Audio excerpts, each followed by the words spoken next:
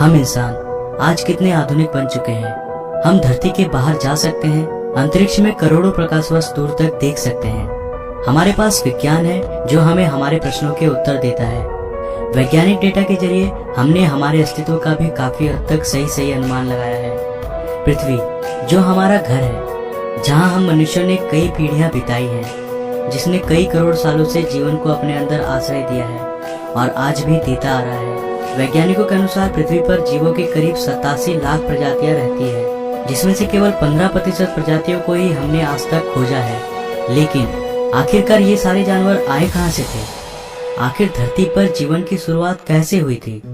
इसे जानने के लिए हमें समय में पीछे जाना होगा, उस समय पर जब धरती अपनी शुरुआती अवस्था में थी।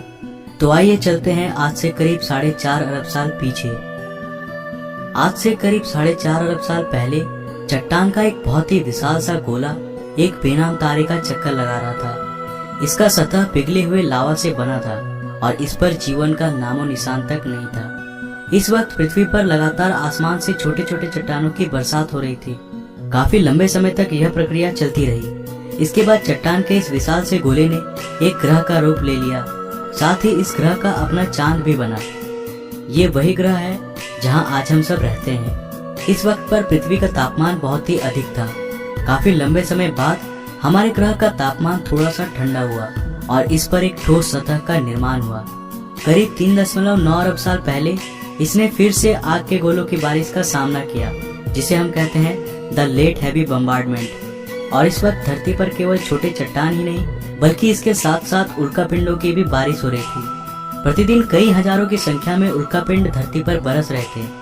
ये उल्कापिंड अपने साथ कुछ बहुत ही खास लेकर आए थे। इनके अंदर जमी हुई बर्फ के क्रिस्टल्स थे, जिसने हमारी धरती पर समुद्रों का निर्माण किया और साथ ही धरती के वातावरण में नाइट्रोजन गैस भी लेकर आया।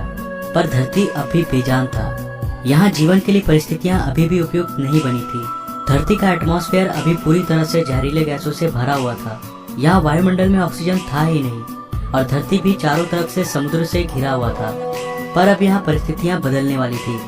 करीब 3.8 अरब साल पहले हमारी धरती में एक बार फिर से उल्कापिंडों की बारिश शुरू हुई। पर अब की बार ये पिंड अपने साथ केवल पानी ही नहीं लाए थे, बल्कि ये कुछ बेहद अनमोल चीज लेकर आए थे, जो धरती को जीवन देने वाला था। ये पिंड अपने साथ खनिज यानी मिनरल्स लेकर आए थे। साथ ही इन्होंने कार्बन, प्रोटीन और एमिनो एसिड्स का भी अंतरिक्ष से समुद्र की गहराइयों तक परिवहन किया। परंतु यहाँ समुद्र की गहराई में तापमान बहुत ही कम था। यहाँ सूरज की रोशनी पहुंच ही नहीं सकती थी। लेकिन यहाँ समुद्र की गहराई में भी छोटे छोटे प्राकृतिक चिमनीज थे, जो पानी को गहराई में भी गर्म रख रहे थे और यहीं पर जीवन का पहला बीज पनपा। हम ये नहीं जानते हैं कि ऐसा कैसे हुआ था, लेकिन किसी प्रकार से यहीं पर उन सारे मिनरल्स और केमिकल्स ने आपस में अभिक्रिया करके जीवन का बीज बोया और यहाँ जन्म हुआ पहले एक कोशिकीय जीवों का। ये एक प्रकार के बैक्टीरिया थे। ये बैक्टीरिया समुद्र में बहुत ही तेजी से बढ़ने लगे। अब ये पानी पूरी तरह से इन सूक्ष्म एक कोशिकीय जीवों से भर गया था। कई करोड़ साल बाद, यानी आज से करीब 3.5 अरब साल पहले, समुद्र के अंदर इन बैक्टीरियाओं की संख्या इतनी बढ़ गई थी कि ये आपस में जुड़कर इस प्रकार के पत्थरों जैसी संरचनाओं में बदल गए थे, जिसे कहा जाता है स्ट्रोमेटालाइट्स। ये एक एक चट्टान अपने आप में बैक्टीरियाओं की एक पूरी बस्ती थी। ये बैक्टीरिया सूरज की रोशनी को भोजन में बदलते थे और इस प्रक्रिया को हम बेहतर रूप से जानते हैं प्रकाश संश्लेषण के नाम से। इसी प्रक्रिया में ये एक उत्पाद, एक बाय प्रोडक्ट को निकालते थे, एक गैस, ऑक्सीजन। इन सूक्ष्म जीवों ने धरती पर एक सबसे अनमोल चीज का निर्माण किया, जो धरती में जीवन को पनपने के लिए सबसे ज्यादा महत्वपूर्ण था।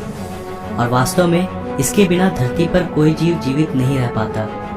करीब 2 अरब सालों तक पृथ्वी के वायुमंडल में ऑक्सीजन की मात्रा लगातार बढ़ती रही। आज से करीब 1.5 अरब साल पहले धरती में अब भी किसी प्रकार का कॉम्प्लेक्स लाइफ विकसित नहीं हुआ था और न ही धरती पर इतने बड़े बड़े महाद्वीप थे।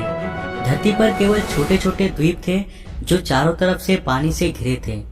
मगर अब धरती के क्रस्ट में हलचल होने लगी। इससे धरती की सतह कई सारे टेक्टोनिक प्लेट्स में टूट गई।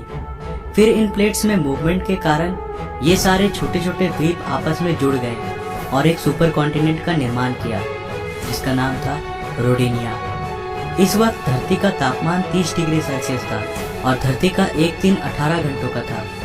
मगर अब समय के साथ यहाँ परिस्थितियाँ बदलने वाली थी। आज से करीब 75 करोड़ साल पहले धरती की रूपरेखा बदल रही थी।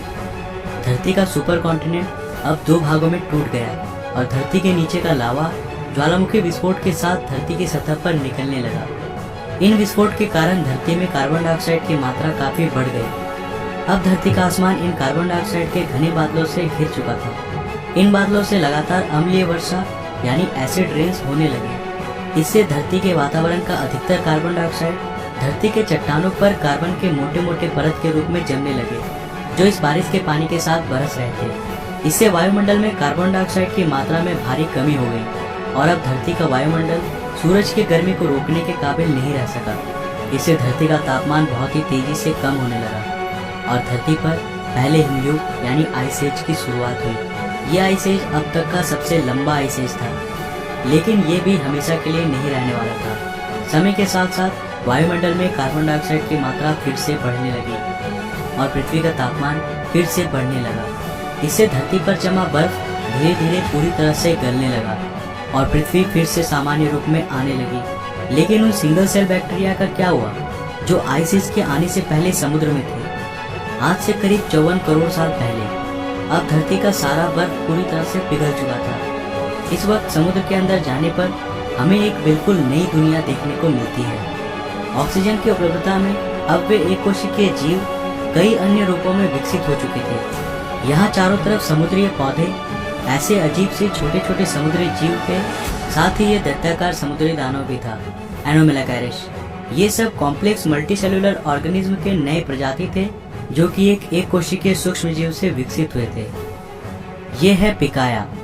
ये केवल 5 सेंटीमीटर लंबे थे, लेकिन इन्होंने अपने शरीर में कुछ बेहद ही खास विकसित कर लिया था, जो आगे चलकर हमारे शरीर का एक महत्वपूर्ण अंग बनने वाला था।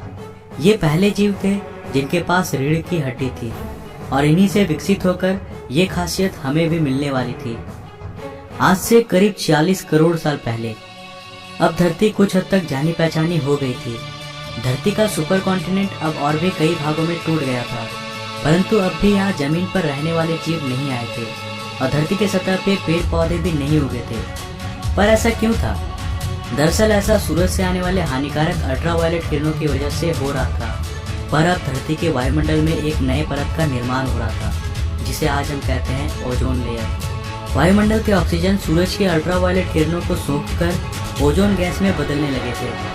इसने धरती के चारों ओर एक चादर का निर्माण किया, जो हमें सूरज के अल्ट्रावायलेट रेडिएशन से आज भी बचाता है। इसके कारण अब धरती की सतह पर नन्हे शैवाल फल फूल सके और ये ही धरती के पहले लैंड प्लांट्स बने। समुद्र में रहने वाली ये मछली टिकटैली, जिसने पहली बार समुद्र से बाहर आने का निर्णय लिया, इसने अपने फिन्स का इस्तेमाल पैरों के रूप में किया और समय के साथ ये जमीन पर ज्यादा देर तक रहने लगा, जिससे इसके अंग काफी विकसित हो गए। करीब 1.5 करोड़ साल के विकास क्रम के बाद ये जानवर अब पूरी तरह से जमीन में रहने लायक बन चुके थे और इन्हें कहा जाता था टेट्रापोड्स।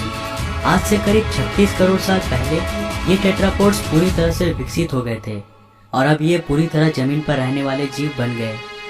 ये ही वो जीव थे जो आगे चलकर डायनासोर्स, बर्ड्स, मैमल्स और अंत में इंसानों में विकसित होने वाले थे। यहाँ से एक नए प्रजाति की शुरुआत हुई, लेकिन अब धरती का बुरा वक्त आने वाला था। समय के साथ जीवों की विकास प्रक्रिया जारी रही, लेकिन साथ ही धरती का वातावरण भी बहुत तेजी से बदल रहा था। एक बार फिर से ज्वालामुखी विस्फोट के कारण धरती का तापमान बहुत ही बढ़ गया। इससे धरती पर बहुत बड़ा अकाल पड़ गया। इस अकाल में लगभग सारे पेड़ सूख गए और धरती पर जीवों की कुल 95% आबादी साफ हो गई। इस अकाल में कुछ जीव ही जिंदा बच पाए, जिन्होंने जिंदा रहने के लिए कुछ भी खाना शुरू कर दिया और गर्मी से बचने के लिए जमीन के अंदर रहने लगे। पर समय के साथ साथ फिर से परिस्थितियों में सुधार आया। धरती का वातावरण फिर से सामान्य हो गया। आज से करीब 20 करोड़ साल पहले अब धरती की रूपरेखा काफी हद तक बदल गई थी। ज्वालामुखी विस्फोट से नए भूभागों का निर्माण हुआ, जिन्होंने आपस में मिलकर एक सुपर कॉन्टिनेंट का निर्माण किया, जिसका नाम था पेंजिया।